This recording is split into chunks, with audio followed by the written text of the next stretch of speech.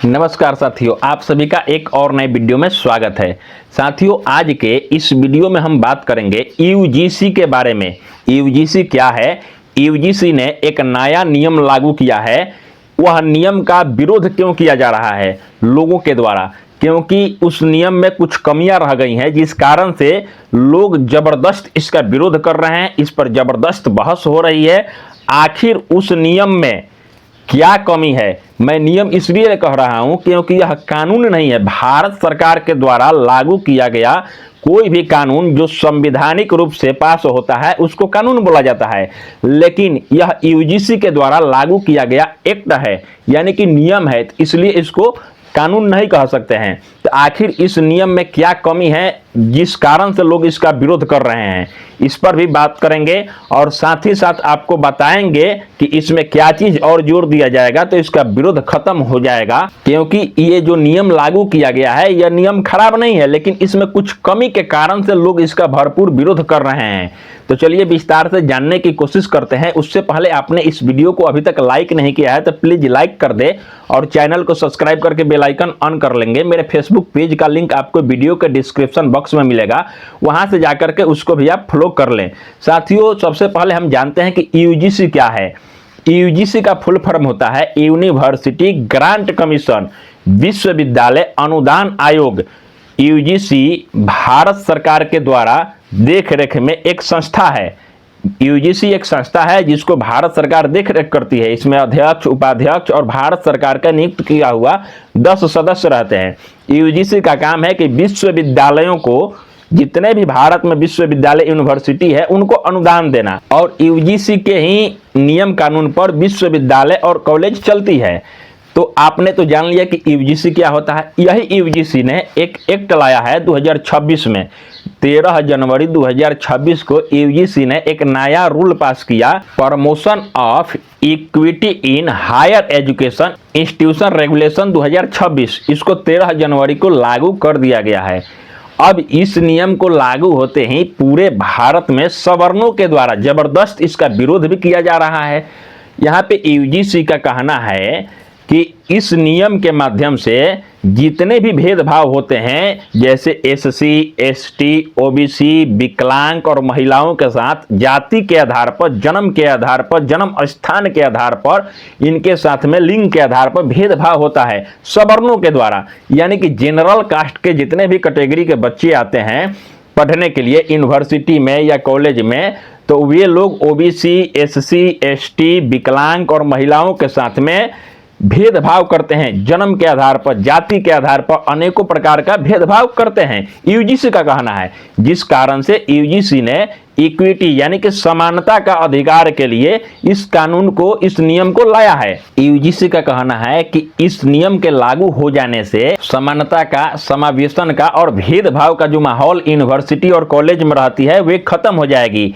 जाति के आधार पर भेदभाव, लिंग के आधार पर भेदभाव, धर्म के आधार पर भेदभाव जो एससी, एसटी और ओबीसी के छात्रों के साथ में किया जाता है, महिलाओं के साथ में किया जाता है, विकलांगों के साथ में किया जाता है, वह दूर होगा। लेकिन यूजीसी ने इसमें सवर्णों को अलग रख दिया है। जनरल कैटेगरी के जितने भी छात्र और छात्राएं हैं उनके लिए इस नियम में कोई प्रावधान नहीं है।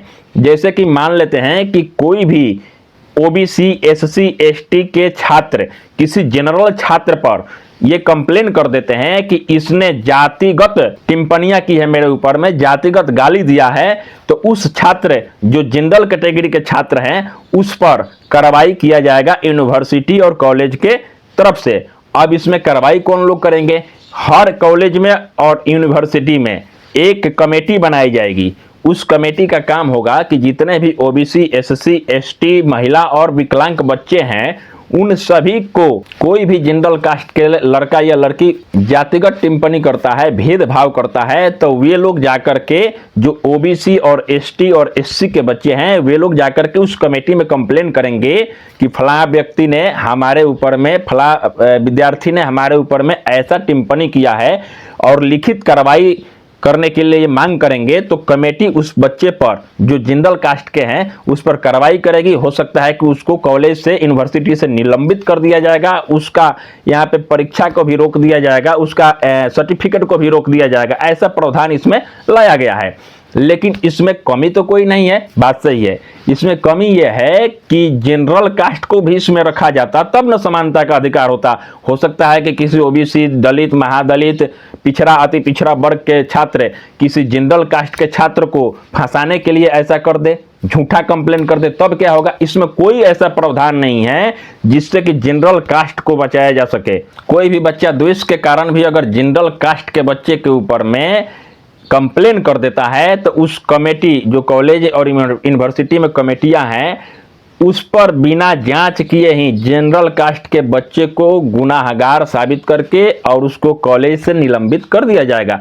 ऐसा नहीं होना चाहिए। समानता इससे नहीं आती है। समानता तब आती जब इसमें जनरल कास्ट के बच्चे को भी रखा जाता और उस पे जांच होती। जांच होने के बाद में वह अगर कंप्लेन सही है तो उस पर उचित कार्रवाई किया जाता। अगर वह कंप्लेन निराधार होती, जांच के बाद में किसी द्वेषपूर्ण भाव से अगर लगाई गई होती और जांच में पकड़ा जाता कि ना ये कंप्लेन झूठा है, तो फिर दलित, महादलित, ओबीसी, एससी, एसटी के जो बच्चे ने कंप्लेन किया है उस पर कार्रवाई होती, तब यह कानून सही होता, तब यह नियम सही होता। लेकिन ऐसा प्रावधान नहीं है। अगर झूठा भी कंप्लेन किया जाता है तो भी जनरल कास्ट के बच्चे इसमें फंसेंगे। अगर जांच होती है, झूठा कंप्लेन पाया जाता है, तो वहीं एससी, एसटी, ओबीसी के बच्चे के साथ में कुछ भी नहीं किया जाएगा, उसको रद्द कर दिया जाएगा कंप्लेन को। अगर सही पाया जाता है तो जनरल कास्ट के बच्चे को इसमें घसीट दिया जाएगा। अच्छा, एक बात और है कि यूजीसी को ऐसे माइंड में आया कैसे कि ये ऐसा समानता का अधिकार नियम को लाना चाहिए। तो मैं आपको बता दूं कि साल 2016 में 17 जनवरी को रोहित वेमुला नाम का एक लड़का ने, जो पीएचडी का छात्र था, वो आत्महत्या कर लिया था और अपने नोट्स में ये लिख करके छोड़ करके गया था कि मुझे जातिगत आधार पर अभद्र टिप्पणियां की जाती थी जिससे मैं प्रताड़ित होकर के और आत्महत्या कर रहा हूं। साल 2016 में, उस टाइम में भी हैदराबाद यूनिवर्सिटी में रोहित वेमुला के नाम पर भयंकर बवाल मचा हुआ था और उसके बाद में भी एक दो घटनाएं ऐसी हुई जिसके बाद में यूजीसी ने संज्ञान लेते हुए इस नियम को लागू किया है। नियम तो अच्छा है, लेकिन इसमें जनरल कास्ट के बच्चे के लिए भी कुछ प्रावधान रखना चाहिए, तब ना अच्छा होता। इसलिए सवर्ण इसका जमकर विरोध कर रहे हैं। हालांकि सरकार को इसमें दाखिला देना चाहिए, सरकार को ध्यान देना चाहिए और सवर्णों के लिए भी कुछ इसमें प्रावधान को ऐड करना चाहिए। हालांकि इसमें कई वकील ने पीआईएल सुप्रीम कोर्ट में दायर भी किया है, जिस पर सुनवाई आगे हो रही है। देखिए आगे क्या होता है,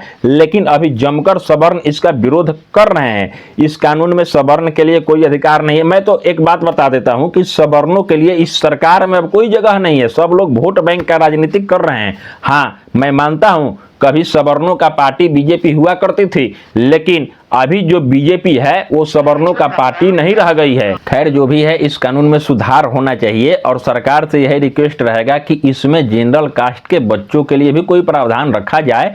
अगर हाँ, भेदभाव के आधार पर, जातिगत आधार पर कोई टिप्पणी जनरल कास्ट के बच्चा करता है तो ये उचित नहीं है, क्योंकि जनरल हो, ओबीसी हो, एसटी हो, एसटी हो, सभी यहाँ पे समानता की जब बात की गई तो सभी लोग यहाँ पे समान है, बराबर रहना भी चाहिए।